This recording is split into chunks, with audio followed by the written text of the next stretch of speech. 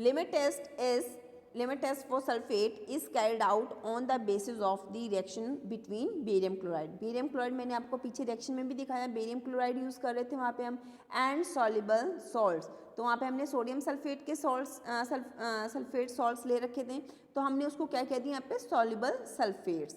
किसमें सॉल्युबलाइज हो रहे हैं वो, in the presence of acetic acid. ठीक है, लास्ट वाली जो सल्फेट की रिएक्शन थी हमने किसकी प्रेजेंस में किया था, डाइल्यूट एसिटिक एसिड की प्रेजेंस में किया था, लेकिन ये वाली जो रिएक्शन है, जो मॉडिफाइड वाली रिएक्शन है, वो हम किसकी प्रेजेंस में कर रहे हैं, एसिटिक एसिड की प्रेजेंस में कर रहे हैं। यहाँ पे कंपैरिजन किया जा रहा है, द कंपैरिजन ऑफ टर्बिडिटी। ये जो टर्बिडिटी है इसको कंपेयर कर रहे हैं हम, produced by a given amount of substance is done with a standard turbidity obtained from a known amount of sulfate। तो यहाँ पे भी मैंने आपको बता दिया, उसको स्टैंडर्ड के साथ हम कंपेयर करते हैं। यहाँ पे जो बेरियम क्लोराइड है हैज़ बिन रिप्लेस्ड, हम बेरियम क्लोराइड की जगह, जो रिएक्शन में जहाँ पे बेरियम क्लोराइड लिखा हुआ था उसकी जगह हम और क्या ले सकते हैं, उसको बेरियम सल्फेट की जगह पे हम क्या ले सकते हैं, पोटेशियम सल्फेट। बेरियम क्लोराइड लिया प्लस वहाँ पे और क्या लिखा हुआ था, बेरियम सल्फेट लिखा हुआ था, सोडियम सल्फेट लिखा हुआ था, तो उसकी जगह हम इसको भी रिप्लेस कर सकते हैं। क्यों, क्योंकि ये क्या है, सल्फेट फ्री अल्कोहल है, इसकी वजह से। पोटेशियम सल्फेट जो है, it has been added to increase the sensitivity of the test. ये पोटेशियम सल्फेट का एक यूज़ और भी है, ठीक है, बेरियम सल्फेट को रिप्लेस करने की बजाय कि ये इस टेस्ट की सेंसिटिविटी को बढ़ा देता है। मींस ये जो है आपके जो रिजल्ट्स हैं वो और ज़्यादा प्रिसाइज इन नेचर होते हैं, एक्यूरेट आ जाते हैं। एल्कोहल हेल्प करता है हमारी to prevent the supersaturation. Supersaturation means कि आपके जो रिएक्टेंट वाले सॉल्ट्स हैं उनकी कंसंट्रेशन ज़्यादा नहीं होनी चाहिए, इसलिए इस चीज़ में हमारी कौन हेल्प करता है, एल्कोहल। एंड दस प्रोड्यूसेस अ मोर यूनिफॉर्म टर्बिडिटी, और वो और क्या करते हैं, हमें और अच्छे से क्लियर रिजल्ट्स मिल जाते हैं, हमें पता चल जाता है टर्बिडिटी कितनी क्लियर है, क्लियरली हमें दिखाई दे रही है, या और कितने डार्क इन नेचर की है, लाइट इन नेचर की है टर्बिडिटी, हमें वहाँ पे उसको चीज़ को हम क्या कहते हैं, यूनिफॉर्म टर्बिडिटी कह देते हैं। एसिटिक एसिड जो हम कह रहे थे कि इसकी प्रेजेंस में ये टेस्ट हो रहा है, किसकी प्रेजेंस में हो रहा था, एसिटिक एसिड की प्रेजेंस में हो रहा था। तो एसिटिक एसिड हमारी किस चीज़ में हेल्प कर रहा है, it helps to make the solution acidic, and barium sulphate precipitates, barium sulphate के प्रेसिपिटेट्स बन रहे थे formed in insoluble which gives the turbidity. यानी कि जो भी जिसकी भी प्रेजेंस में आप टेस्ट परफॉर्म करते हो, कोई रिएक्शन कैरिड आउट करते हो, वो वहाँ पे एज अ कैटलिस्ट यूज़ होता है, तो उसका जो यहाँ पे यूज़ हो रहा है वो क्या यूज़ हो रहा है कि वो आपके सोल्यूशन को एसिडिक इन नेचर बना देता है, जिससे कि जल्दी से प्रेसिपिटेट्स बन जाते हैं। जो प्रेसिपिटेट्स बन जाते हैं तो ईजिली हमें टर्बिड सोल्यूशन मिल जाता है, जिसे हम फर्दर कंपेयर कर लेते हैं स्टैंडर्ड के साथ में। ओके, क्लियर है फर्स्ट ईयर? Yes ma'am. तो नेक्स्ट हम पढ़ते हैं नेक्स्ट टॉपिक आपके सिलेबस के अकॉर्डिंग, फार्माकोपिया, जो कि स्टार्ट वाला ही आपकी हेडिंग है सिलेबस में, स्टार्टिंग में ही है फार्माकोपिया। फार्माकोपिया क्या होता है बच्चे, ये दो वर्ड से मिलकर बनाता है, फार्माकॉन से और पॉइंट से। ठीक है, फार्माकॉन का मीनिंग होता है ए ड्रग, और पॉइंट का मतलब होता है टू मेक, कि फार्माकोपिया में सारी डिटेल्स होती हैं कि कोई भी जो ड्रग है वो कैसे बनानी है, क्या उसकी नॉमेनक्लेचर होगी, क्या उसकी क्लासिफिकेशन होगी, उसका फिजिकल करेक्टर, उसका केमिकल करेक्टर, उसकी डोज कितनी होनी चाहिए, उसकी प्योरिटी कैसी होनी चाहिए, उसकी लिमिट्स क्या होनी चाहिए, इम्प्योरिटी कैसी होनी चाहिए, उसका असे, उसकी कंडीशंस, उसको स्टोरेज कैसे करना है, ये सब चीज़ें किस में गिवन होती हैं, फार्माकोपिया में।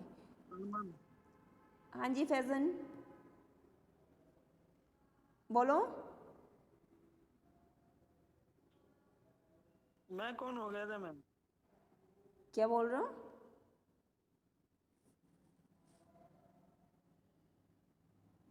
क्या बोल रहे हो फैजन? गलती से उसका माइक ऑन हो गया था। ओके ओके, ठीक है बेटा, अगर कुछ समझ नहीं आए तो बीच में बोल देना, मैं बता दूंगी। ठीक है, फार्माकॉन क्या होता है, एक ड्रग होती है जिसका मीनिंग होता है, Pharmacon means a drug, point का मीन्स होता है टू मेक, तो इन दोनों वर्ड्स को कंबाइन करके हमारा फार्माकोपिया बना है। फार्माकोपिया इज़ अ बुक, ये एक किताब होती है जिसे हम हिंदी में क्या बोलते हैं, ग्रंथ टाइप कह देते हैं। ठीक है, pharmacopoeia is a book of directions, इसमें डायरेक्शंस होती हैं और रिक्वायरमेंट्स होती हैं for the preparation of medicine, कि कोई भी जो मेडिसिन है वो कैसे बनानी है, उसमें प्रॉपर उनकी क्या होती है कंसंट्रेशन लिखी होती है कि कितनी अमाउंट में हमें कोई सॉल्ट कितना लेना है, कोई रेजेंट अगर हमें बनाना है तो वो उसमें उसका पूरा प्रोसीजर उसमें होता है कि रेजेंट ऐसे बनेगा, कोई रिएक्शन कोई सिंथेसिस अगर हमें करनी है तो सब कुछ किसमें गिवन होता है, आपके फार्माकोपिया में गिवन होता है। It is generally published by an authority, इसे एक अथॉरिटी जो है वो पब्लिश करती हैं। The pharmacopoeia is a legislation, legislation means ये क्या होता है, एक स्टैंडर्ड डॉक्यूमेंट है, से कोई अथॉरिटी जो है वो पास आउट कर रही है ऑफ ए कंट्री, ठीक है, which set standards and obligatory quality, जो कि स्टैंडर्ड्स मीन्स आपको पता है स्टैंडर्ड चीज़ें क्या होती हैं, जो पहले से ही क्या होती हैं प्रूफ्ड होती हैं, उनका कोई प्रूफ होता है, तो वो क्या करते हैं सेट करती हैं स्टैंडर्ड्स और क्वालिटी मेंटेन रखते हैं for the drugs. Drugs means drug किसे कहते हैं, यहाँ पे ड्रग्स ये वो नहीं होती हैं जो मतलब नशा करने के लिए यूज़ होते हैं, ये ड्रग्स का मतलब होता है मेडिसिन, जो हम दवाई खाते हैं उसको हम ड्रग बोलते हैं।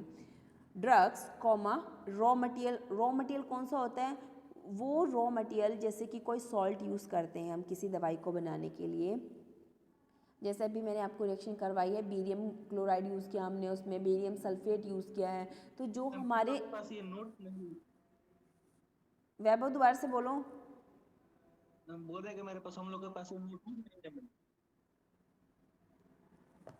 I am not getting you बच्चे। मैम नोट नहीं, बुक नहीं है मैम, जो आप बेटा आपको नोट्स दिए जा रहे हैं, आपको बुक की ज़रूरत ही नहीं है, अच्छा मैम ठीक है।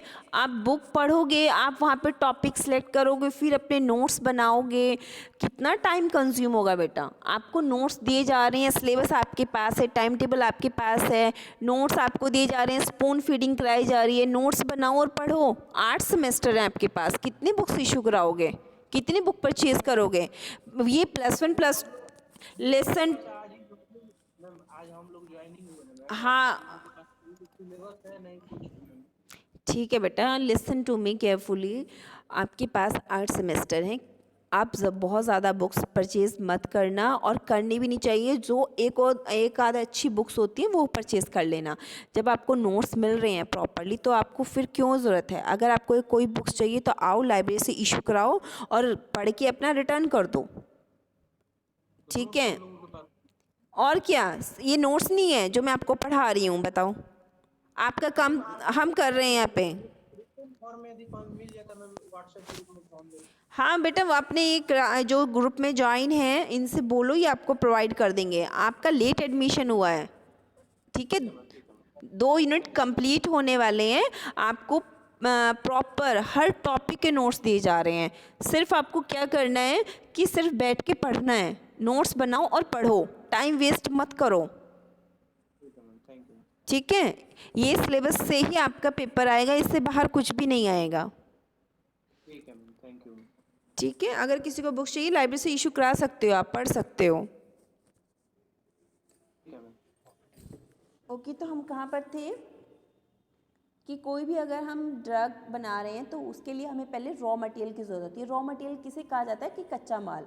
कच्चा माल क्या होता है, ये हमेशा किसको रिक्वायर होता है, जो मैन्युफैक्चरिंग कंपनीज़ होती हैं जहाँ पे दवाइयाँ बनती हैं, वो जैसे पेस्टामोल है, ठीक है। तो पेस्टामोल में क्या क्या है, जैसे एस्टिक एसिड एस्प्रिन बनाने के लिए और सैलिसिलिक एसिड, ये चीज़ें सॉल्ट चाहिए होते हैं। तो इन चीज़ों को हम क्या कहते हैं कि एस्प्रिन बनाने के लिए जो रॉ मटेरियल चाहिए, ठीक है, जो केमिकल्स चाहिए उनको हम रॉ मटेरियल्स कहते हैं, which are use to prepare them, उनको यूज़ किया जाता है उनको बनाने के लिए, एंड वेरियस फार्मास्यूटिकल प्रेपरेशंस, और बहुत सारी फार्मास्यूटिकल प्रेपरेशंस बनाई जाती हैं।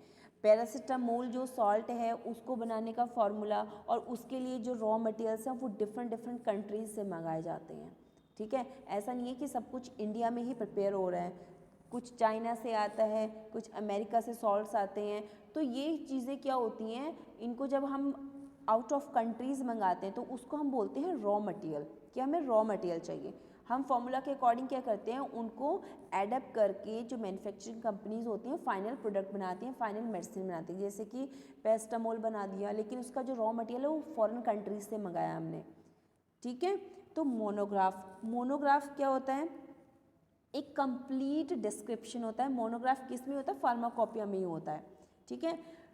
इज अ कंप्लीट डिस्क्रिप्शन होती है, कंप्लीटली बताया जाता है of a specific pharmaceutical which includes nomenclature होता है उसमें किसी भी केमिकल कंपाउंड का, ठीक है। उसकी क्लासिफिकेशन, फिजिकल कैरेक्टरिस्टिक्स जैसे मैंने भी बताया था, उसकी dosage, purity, limits for impurity, उसकी आइडेंटिफिकेशन, उसका असे, उसकी कंडीशंस फॉर स्टोरेज, और उसके जो स्टैंडर्ड्स हैं, कौन कौन से अपरेटस यूज़ होंगे, कौन कौन से केमिकल्स यूज़ होंगे, टेक्निक्स यूज़ होंगी, कौन से प्रोसेस से, कौन से मेथड से बनाया जाएगा, कौन से कॉन्ट्राइंडिकेशंस हो सकते हैं, कितनी डोज में बनाना है, कौन सा सॉल्वेंट यूज़ करना है, ये सब जो टर्म्स होती हैं ये किस में ऐड ऑन होती हैं, फार्माकोपिया के मोनोग्राफ में ऐड ऑन होती हैं। वहाँ पे सब डिटेल होती है मोनोग्राफ में। तो इसको हम क्या बोलते हैं, ये हमारी एक स्टैंडर्ड बुक है जिसके बारे में हमें फुल नॉलेज मिलती है मेडिसिन को प्रिपेयर करने की। क्लियर है first year? Yes ma'am. Yes ma'am. Yes ma'am. तो यहीं तक थे आपके नोट्स बेटा? Yes ma'am. चलो, तो आज के लिए इतना ही काफ़ी है।